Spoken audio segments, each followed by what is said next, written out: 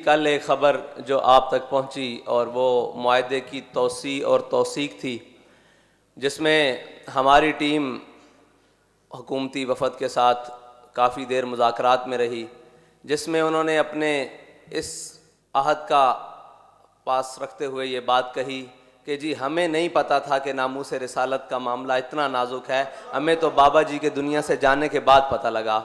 उन्होंने कहा जी हम इस मामले पर अमली इक़दामात करने के लिए तैयार हैं, हमें वक्त दिया जाए। तो हमारा वक्त उन्हें देना इस बात का है कि हम हुज़ूर सय्यद आलम सल्लल्लाहु अलैहि वसल्लम की नामूस पर सरकारी सतह पर जवाब चाहते हैं, और उस सरकारी सतह पर जवाब देने के लिए हमने उन्हें वक्त दिया। और वो वक्त का ऐलान ख़ुद हमारे मुल्क के वज़ीर आज़म इमरान ख़ान साहब ने ऐलान किया। हम उसके बाद भी ये कहते हैं कि वो 17 फरवरी हो या 20 अप्रैल हो, हम मैदान अमल के लिए तैयार हैं। हमने आपको एक मौका दिया है कि आप अपने आका और मौला सल्लल्लाहु अलैहि वसल्लम की बारगाह में सुरखरू हो सको।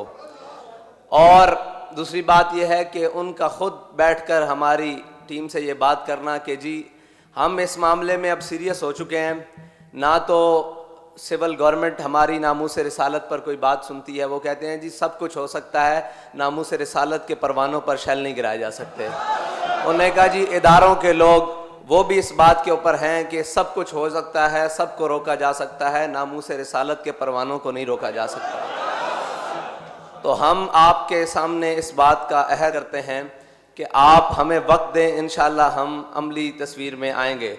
हमने कहा जी आपको वक्त दे दिया गया हुजूर के नाम पर, क्योंकि उनकी नामूस का मसला है।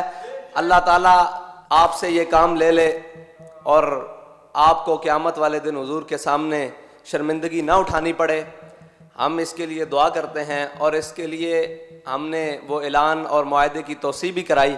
लेकिन एक बात है कि अगर आप समझें कि हम 60 दिन का टाइम लेने के बाद इस जज्बे को ठंडा कर सकेंगे, ये वो जज्बा है जो ठंडा होने वाला नहीं है।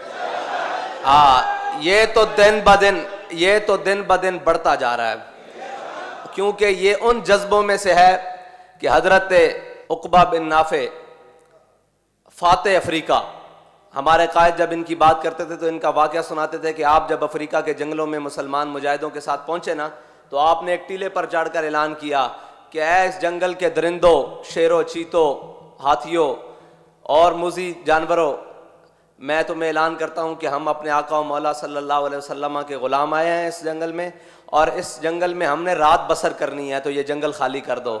तो कहते हैं कि कुछ देर बाद देखा कि चूंटियाँ भी अपनी बिलों से निकल कर जा रही, हाथी शेर अपने बच्चों को मुंह में चबाए हुए लेकर जा रहे। उन्हीं के जज्बे की एक बात सुनाऊँ कि जब आपने अफ्रीका फतह कर लिया तो आगे आ गया समंदर।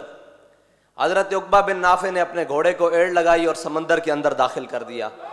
जब घोड़े की गर्दन तक पानी पहुंचा ना और आपकी कमर तक पानी पहुंचा, तो आपने घोड़े की बाग खींच के ना ऐसे आसमान की तरफ बुलंद की और अपना मुंह भी आसमान की तरफ बुलंद करके कहा कि मेरे मौला, तू गवाह रहना कि उक़बा बिन नाफे का जज्बा जिहाद खत्म नहीं हुआ, तेरी जमीन खत्म हो गई है।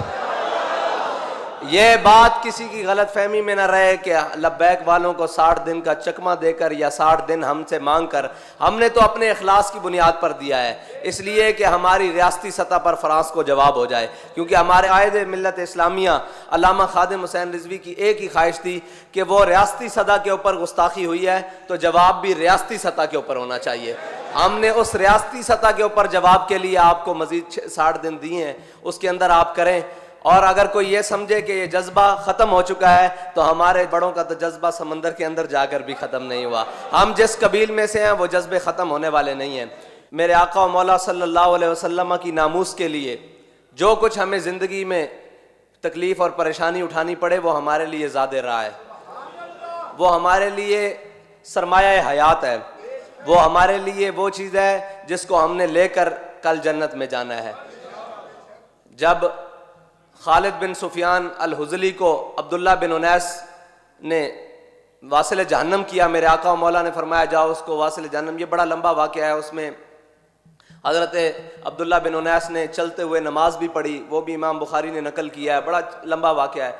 जब मेरे आका और मौला सल्लल्लाहु अलैहि वसल्लम के पास आए ना हज़रत अब्दुल्ला बिन उनैस, तो मेरे आका मौला ने फरमाया अफलहल वजूह, मेरे आका मौला ने फरमाया कि ये तो कामयाब चेहरा आ रहा है। तो कामयाब चेहरे वही हैं जो हुजूर सैयद आलम सल्लल्लाहु अलैहि वसल्लम के दुश्मनों से मुकाबला करके आए।